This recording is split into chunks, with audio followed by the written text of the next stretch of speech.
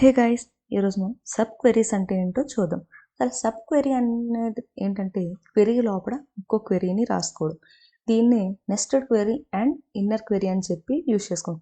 So ఈ sub queries వచ్చేసి మనకి select, where, exist and non exist, next వచ్చేసరి from class and correlated sub queries అని చెప్పి మనకి ఈ సబ్ క్వెరీస్లో ఉన్న టాపిక్స్. సో ఇప్పుడు సబ్ క్వెరీ సెలెక్ట్ని యూజ్ చేసుకుని సబ్ క్వెరీ అనేది ఎలా అనేది చూద్దాం. సో అంటే ఏంటంటే మరో క్వెరీలోకి మనం ఇంకో ఎస్క్యూఎల్ క్వెరీని యాడ్ చేయడం. అంటే ఏంటంటే సెలెక్ట్ క్లాస్లో యూజ్ చేసినప్పుడు మనం వన్ వాల్యూ అనేది తిరిగి ఇవ్వాలి. సో దీన్నే మనం స్కేలర్ సబ్ క్వెరీ అని చెప్పి మనం పిలుస్తాం. సో క్వెరీ రాద్దాం. సెలెక్ట్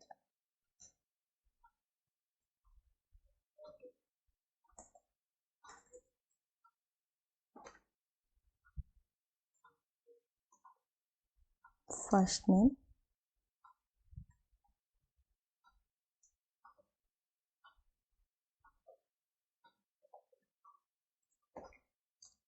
సో నాకు ఇప్పుడు క్వెరీలో కూడా క్వెరీ కాబట్టి first name and last name తీసుకొని అది ఫుల్ నేమ్ కింద కావాలి అని చెప్పి అంటున్నాం.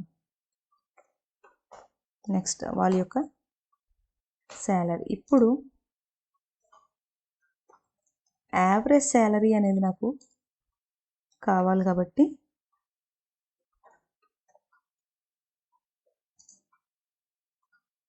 ఫ్రమ్ టేబుల్ నేమ్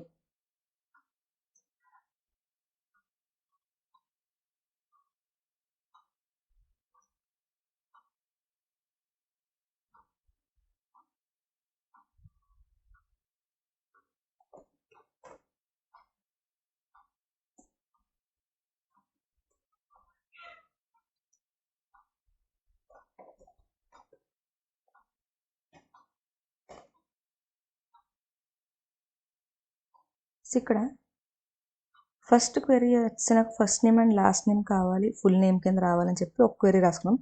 దాని లోపలే మనం ఉన్న టేబుల్లో ఒక ఎంప్లాయీస్ యొక్క యావరేజ్ శాలరీ అని చెప్పి కావాలని చెప్పి లోపల సబ్ క్వెరీ అనేది రాసుకున్నాం. సో దీన్ని ఎగ్జిక్యూట్ చేసి చూద్దాం. సో మనకి ఫుల్ నేమ్తో పాటు ఆ ఎంప్లాయీ యొక్క శాలరీ అండ్ యావరేజ్ శాలరీ కూడా మనకి ఇక్కడ కనిపించడం జరిగింది.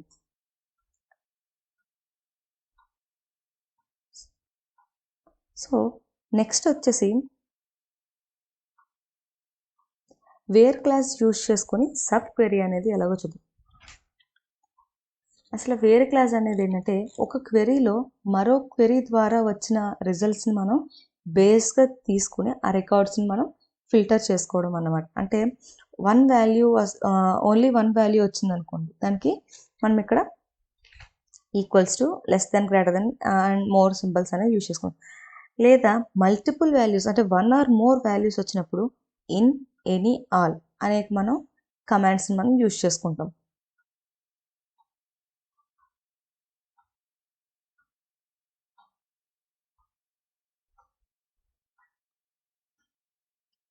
సో ఇప్పుడు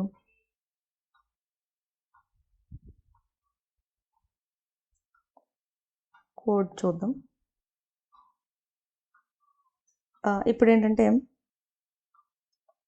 ఎంప్లాయీస్ యావరేజ్ శాలరీ ఎవరిది ఎక్కువ ఉందో వాళ్ళని చూద్దాం. అంటే select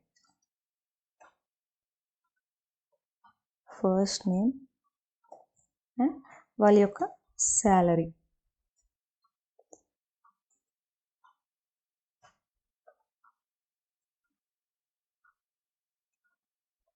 from table name. So మనం ఇక్కడ వేర్ క్లాస్ కదా యూజ్ చేసేది, వేర్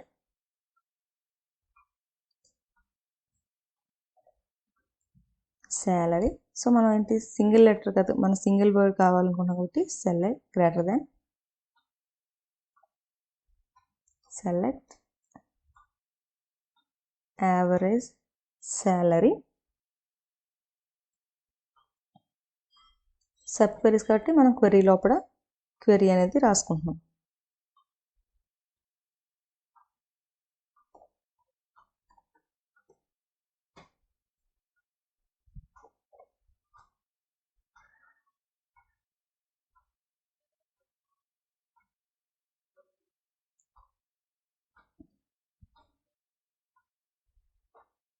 సో ఇది క్వెరీ, మనకి వేర్ క్లాస్ యూజ్ చేసుకొని క్వెరీ రాసుకున్నాము. దీన్ని ఎగ్జిక్యూట్ చేసి చూద్దాం. సో మనకి ఫస్ట్ నేమ్ అండ్ ఆ ఫస్ట్ నేమ్ ఎవరైతే ఉందో వాళ్ళ యొక్క శాలరీ అని చెప్పి యావరేజ్ శాలరీ అనేది మనకి ఇక్కడ రావడం జరిగింది. అలాగే ఇందులోనే సేమ్ ఒక డిపార్ట్మెంట్ ఐడిని యూజ్ చేసుకుని, అంటే సేమ్ డిపార్ట్మెంట్ ఐడి ఈ టేబుల్లో ఎవరెవరికి ఉన్నదో చెక్ చేసుకుందాం. సెలెక్ట్. సో ఫస్ట్ నేమ్ అనేది కన్సిడర్ చేస్తున్నాను. ఫస్ట్ నేమ్ కమా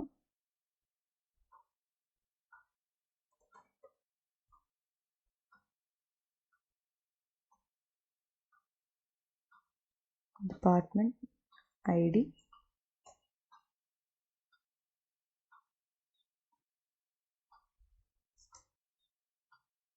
ఒక ర్యాండమ్ నేమ్ అనేది తీసుకుంటున్నాను.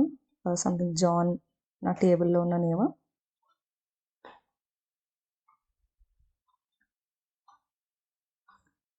ఓకే, అలా ఒక ఫ్రమ్ డైరెక్ట్ టేబుల్లో నేమ్ తీసుకుంటున్నాను.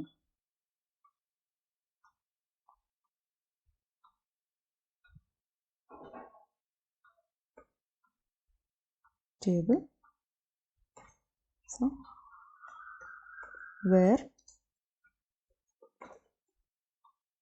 Department ID equals to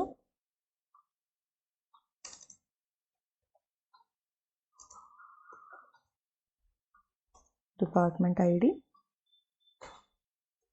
from table name. ఇప్పుడు wear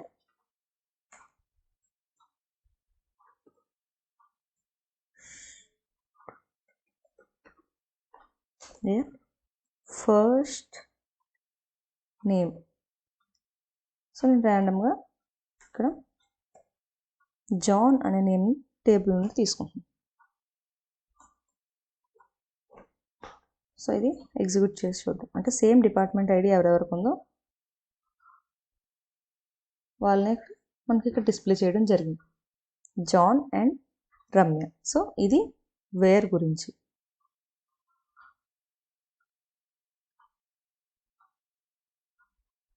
next correlated sub queries.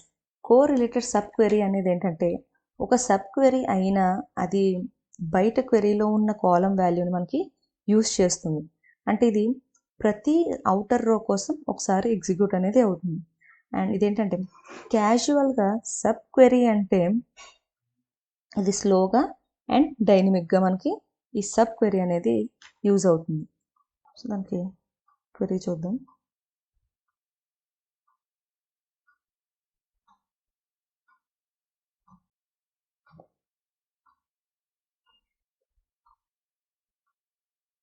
So same select. నేను శాలరీ కూడా కన్సిడర్ చేస్తున్నాను ఇందులో. Salary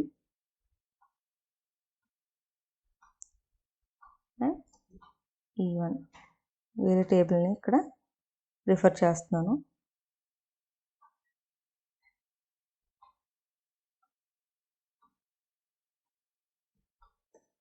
salary greater than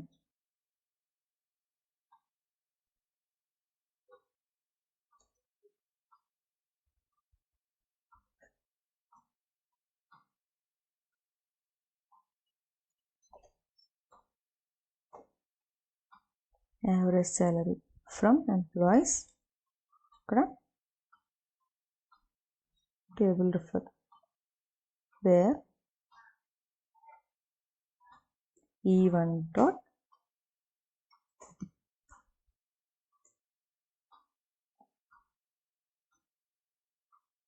department ID and E2 dot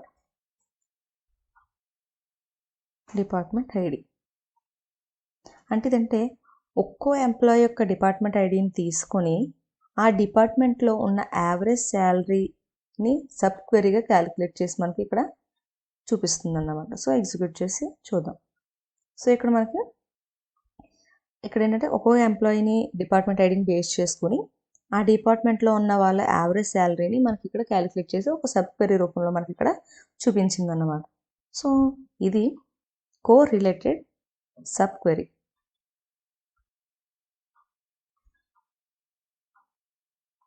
so next వచ్చేసరికి exist. So మనకి రెండు ఉంటాయి sub queries, exist and non exist. So exists అంటే ఏంటో చూద్దాం. ఎగ్జిస్ట్ అనేది సబ్ క్వెరీలో రోస్ ఉన్నాయా లేవా అనేది మనకి చెక్ చేసి చూపిస్తుంది. అండ్ నెక్స్ట్ కనీసం ఒక్క రో ఉన్న ఎగ్జిస్ట్ కండిషన్ అనేది మనకి ఇక్కడ వర్క్ అవుతుంది. అండ్ సబ్ క్వెరీలో యాక్చువల్గా డేటాను ఏమైనా సెలెక్ట్ చేసినా పర్లేదు, ఎందుకంటే మనకి ఎగ్జిస్ట్ అనేది మ్యాటర్ అయ్యేది కాబట్టి రో అనేది మనకి ఉందా లేదా అనేది మనకి చెక్ చేసుకుంటుంది అన్నమాట. సో ఇక్కడ మనం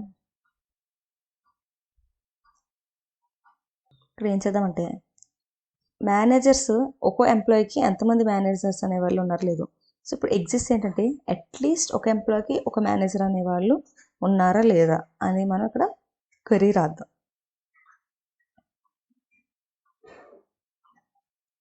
select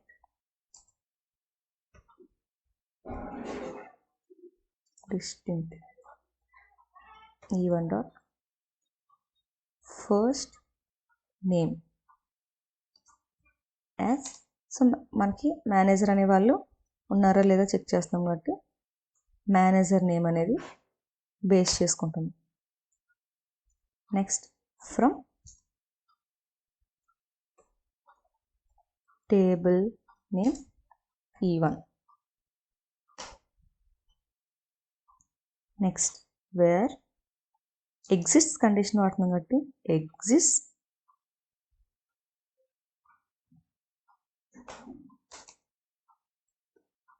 select one from table name E2.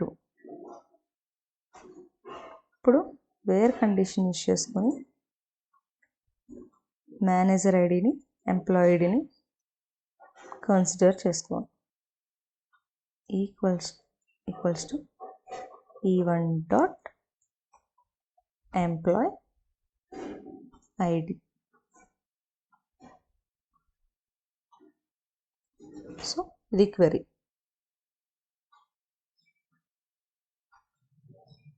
So మనకి ఇక్కడ ఒక మేనేజర్ నేమ్తో ఇద్దరు ఎంప్లాయీస్ అనేవాళ్ళు ఇక్కడ రిపోర్టింగ్ అనేది జరిగింది. సో ఇప్పుడు నాట్ ఎగ్జిస్ట్ అనేది యూజ్ చేసుకుందాం. నాట్ ఎగ్జిస్ట్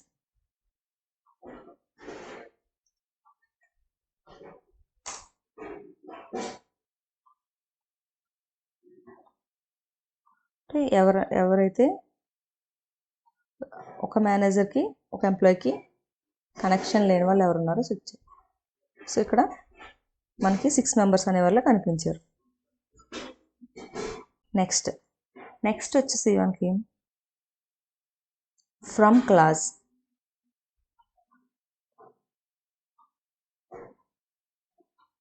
సో ఫ్రమ్ అనేది ఏంటంటే ఫ్రమ్లో సబ్ క్వెరీ అనేది ఉంటే క్వెరీలో ఒక వర్చువల్ టేబుల్ లాంటి టేబుల్ని క్రియేట్ చేస్తుంది. అంటే ఇది ఇన్లైన్ వ్యూ ఆర్ దీన్ని డిరైవ్డ్ టేబుల్ అని చెప్పి మనం పిలుస్తాం. అండ్ నెక్స్ట్ వచ్చేసరికి దీనికి కంపల్సరీగా ఎలియాస్ అంటే వేరే నేమ్ అనేది ఇవ్వాలి. ఎలానో చూద్దాం. సో సెలెక్ట్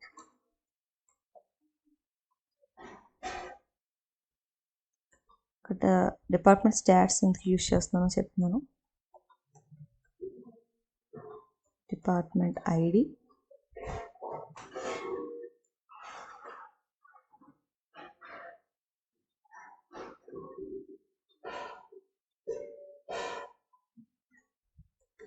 stats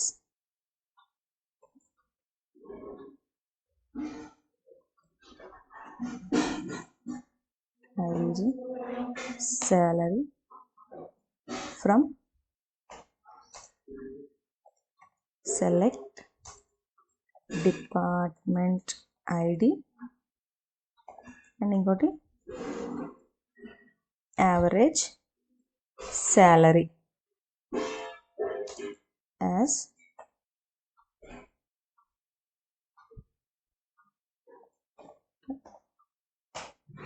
second నుంచి from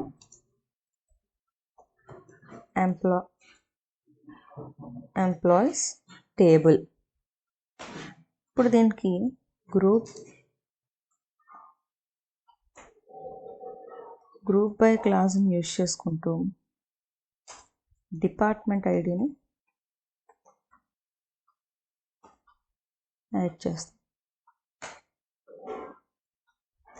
యాజ్ మన పైన ఏంటి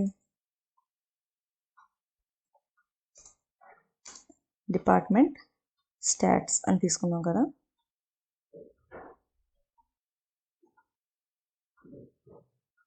dot AVG salary greater than random ఒక 45,000 కన్నా ఎక్కువ ఉండే వాళ్ళని చూద్దాం.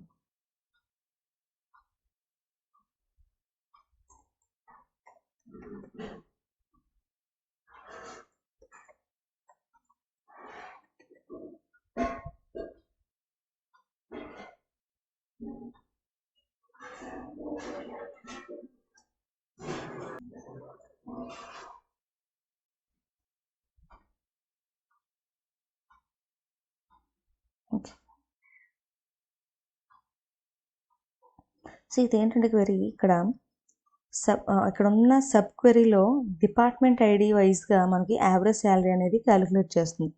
అండ్ ఇక్కడ డిపార్ట్మెంట్ స్టాట్స్ అనేది ఎందుకు తీసుకున్నామంటే ఎలియాస్ టేబుల్గా మనం అంటే ఏంటి వేరే టేబుల్గా మనం ట్రీట్ చేసుకుంటున్నాం కాబట్టి తీసుకున్నాం. అండ్ మెయిన్ ఇక్కడ క్వెరీలో ఏంటంటే ఈ యావరేజ్ శాలరీ అనే వాటిని మాత్రమే మనకి ఇక్కడ చూపిస్తుంది. సో అర్థమైంది కదా. ఇక్కడ డిపార్ట్మెంట్ స్టాట్స్ అనేది ఏం తీసుకున్నామంటే ఇది ఒక ఎలియాస్ నేమ్ అంటే అనదర్ నేమ్ కింద మనం ఇక్కడ దీన్ని కన్సిడర్ చేసుకుంటున్నాం. సో ఎగ్జిక్యూట్ చేసాం. సో ఇక్కడ మనకి కనిపించింది కదా 1 and 3 డిపార్ట్మెంట్స్ ఐడి వాళ్ళ యొక్క యావరేజ్ శాలరీ అనేది మనకి ఇక్కడ డిస్ప్లే అయ్యింది. సో గైస్ ఇది సబ్ క్వెరీస్ గురించి. సో మీకు ఈ వీడియోలో ఏమైనా డౌట్స్ ఉంటే కామెంట్ సెక్షన్లో కామెంట్ చేయండి. అండ్ అలాగే కోడ్ జోన్ తెలుగు ఛానల్ని లైక్ చేయండి, షేర్ చేయండి అండ్ సబ్స్క్రైబ్ చేయండి. అండ్ మీకు అలాగే ఇంకేమైనా డౌట్స్ ఉంటే మీకు ఇంకా డీటెయిల్గా మనకి డిస్క్రిప్షన్లో మన ఛానల్ డిస్క్రిప్షన్లో WhatsApp link, Instagram link and Telegram channel link ఉన్నాయి. సో వాటిని మీరు రిఫర్ చేయొచ్చు. And thank you for watching this video.